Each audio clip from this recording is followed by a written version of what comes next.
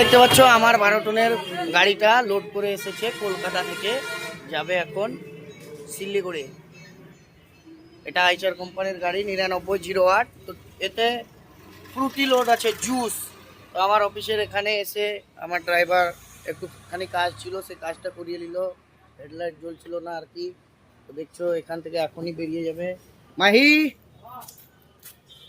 कितना दूर जाएगा रे भाई? गंगारामपुर जाएंगे, गंगारामपुर। सिलीगुड़ी नहीं जाएगा? नहीं, गंगारामपुर जाएंगे। गंगारामपुर जाएगा। खाली कब होगा? खाली कल भोर में 4 बजे। ठीक है, तो देख के जाना भाई, जिंदगी ठीक है। बहुत कीमती है। ठीक है।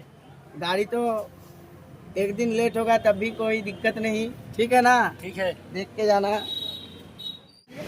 তো আমার গাড়িটা টায়ার খাচ্ছে, তোমাদেরকে দেখাই কিভাবে টায়ারটা দাবে।